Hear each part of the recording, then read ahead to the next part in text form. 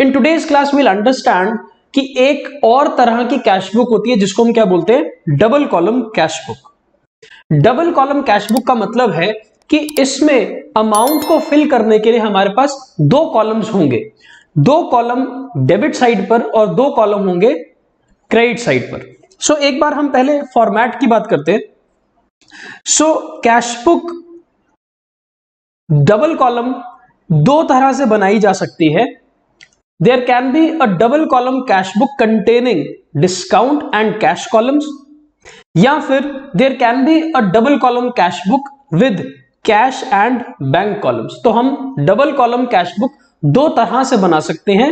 एक cash book जिसमें cash के साथ डिस्काउंट का कॉलम होगा और एक कैश बुक जिसमें कैश के साथ बैंक के कॉलम होंगे।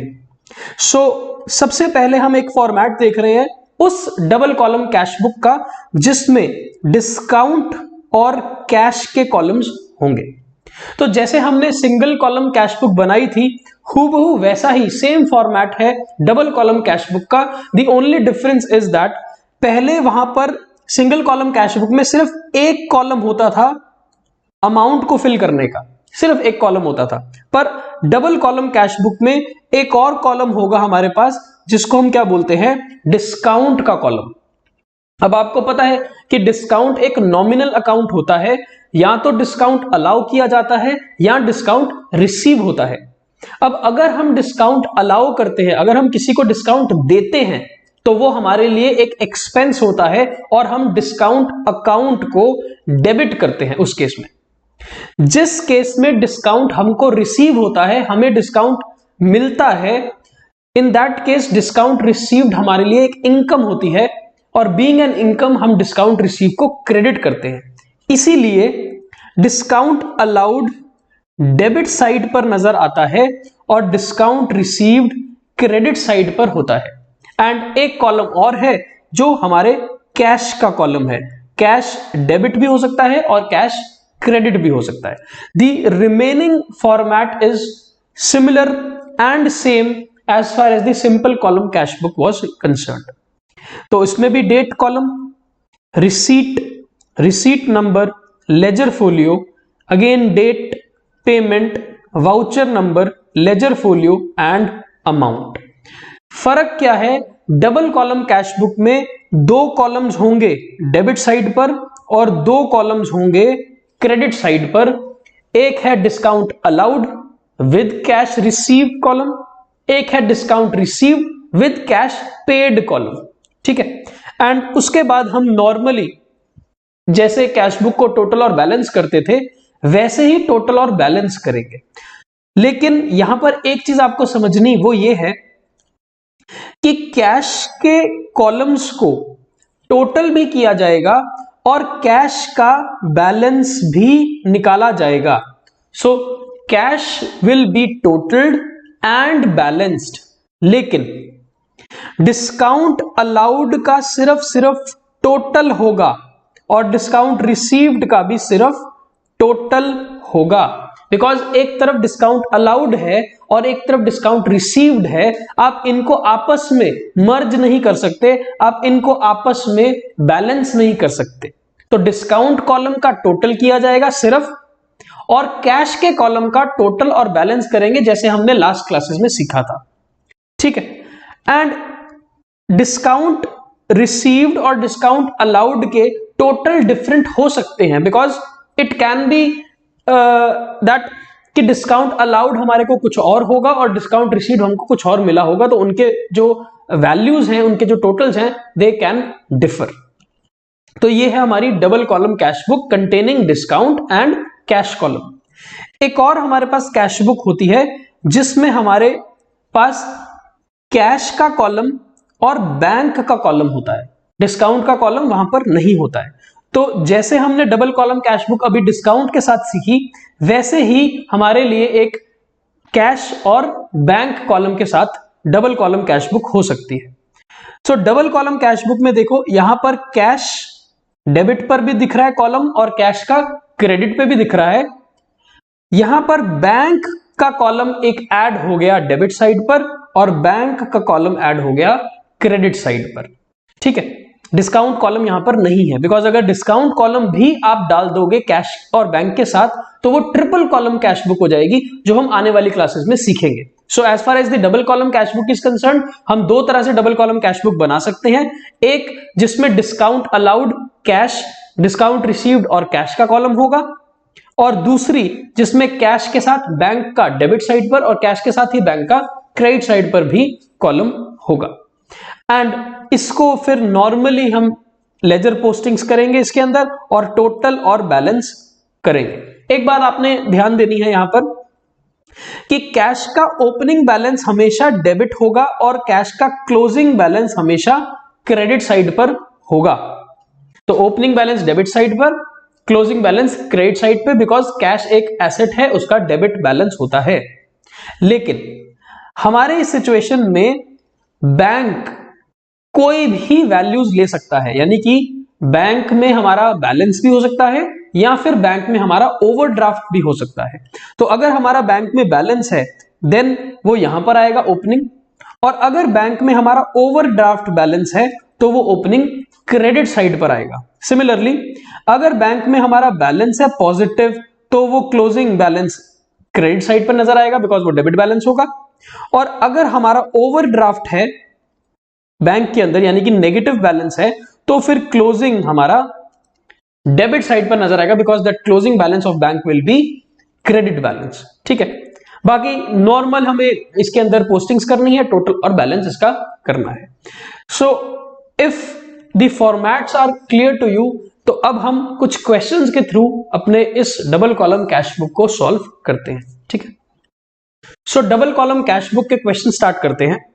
Prepare a double column cash book from the following transactions for the month of April 2020।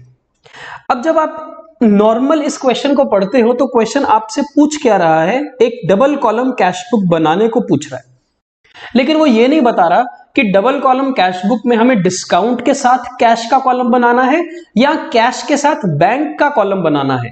तो जब क्वेश्चन आपको डबल कॉलम कैश बुक पूछता है बनाने के लिए और वो आपको ये डिस्क्लोज नहीं करता कि उसकी रिक्वायरमेंट क्या है, देन हमेशा हम ऐसी डबल कॉलम कैश बुक बनाएंगे जिसमें डिस्काउंट के साथ कैश का कॉलम होगा। तो by default double column cash book में डिस्काउंट और कैश के कॉलम होते हैं। ठीक है, तो हम एक फॉर्मेट बना लेते हैं पहले कैश बुक। इसमें डेट, रिसीट्स, मैंने voucher number, receipt number, ledger folio का जो हमारे कॉलम्स होते हैं वो मैंने यहां पर नहीं बनाए हैं, हालांकि वो फॉर्मेट का पार्ट है पर हमारे किसी काम नहीं आता क्योंकि क्वेश्चन में वो डेटा नहीं होता, इसीलिए मैंने वाउचर नंबर, रिसीट नंबर और लेजर फोलियो के कॉलम्स यहां से स्किप कर दिए। पर आप जरूर अपने प्रैक्टिकल क्वेश्चंस के अंदर वो बनाना। रिसीट के बाद हमारे पास यहां पर आएगा डिस्काउंट अलाउड का column, then cash, then again यही चीजें रिपीट हो जाएंगी, date, payments, discount received and cash.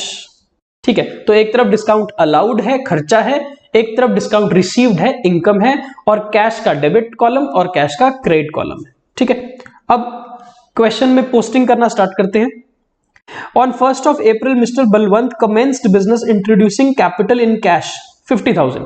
Cash आया कैपिटल का 1 अप्रैल को, so April 1 to capital account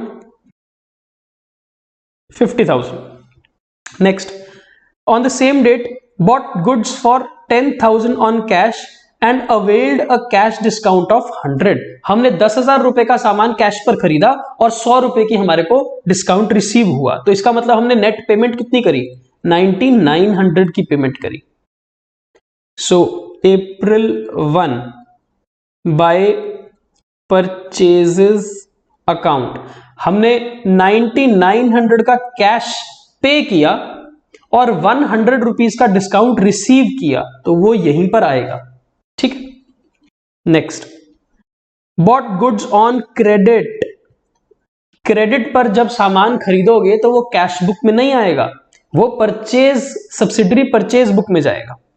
sold goods for ₹5,000 in cash, सामान बेच दिया कैश पे 5,000, तो यहां पर आएगा टू सेल्स अकाउंट। 5,000 और ये है अप्रैल 5 की entry. Sold goods on credit, उधार पर जब सामान बेचोगे तो वो कैश बुक का पार्ट नहीं होगा, वो सब्सिडरी बुक सेल बुक में जाएगा। Opened a bank account and deposited into bank 25,000, हमने बैंक में अपना अकाउंट ओपन करवाया और 25,000 रुपीज कैश डिपॉजिट कर दिया बैंक में, तो entry will be bank to cash. तो ये कैश बुक के अंदर अप्रैल 8 को यहां पर आ जाएगी।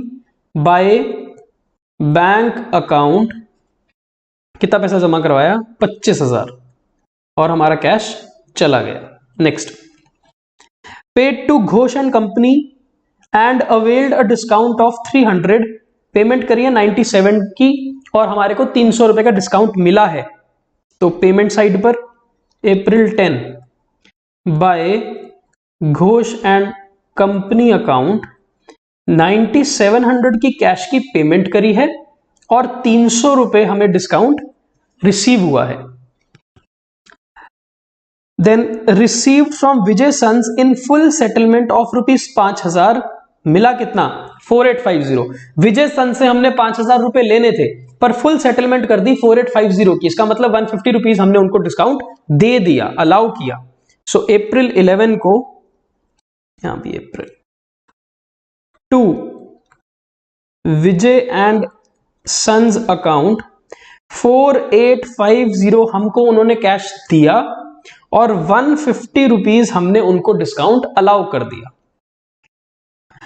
पेड फॉर स्टेशनरी 300, तो बाय स्टेशनरी अकाउंट 300, डेट है जी 15 अप्रैल।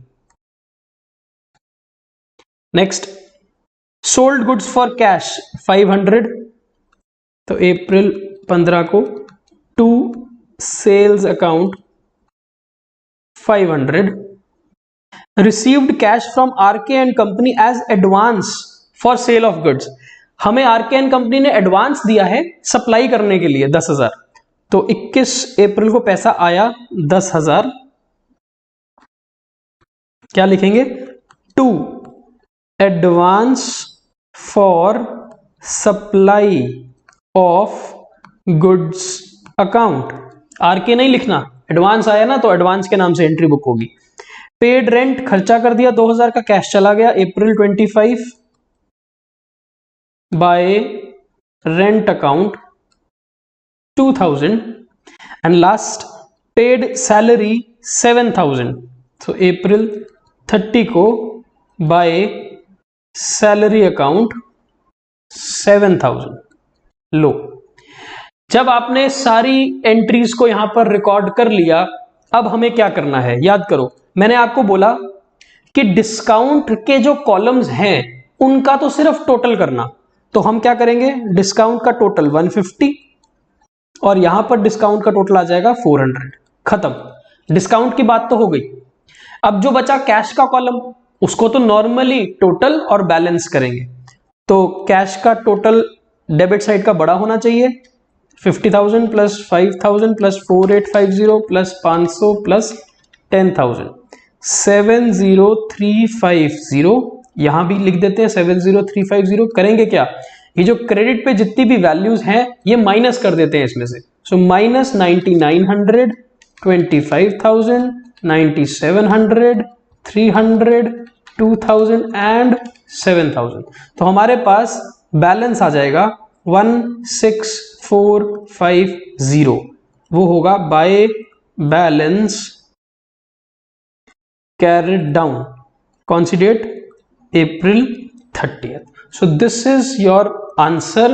16,450 रुपए का कैश का बैलेंस है, 16,450 कैश का बैलेंस।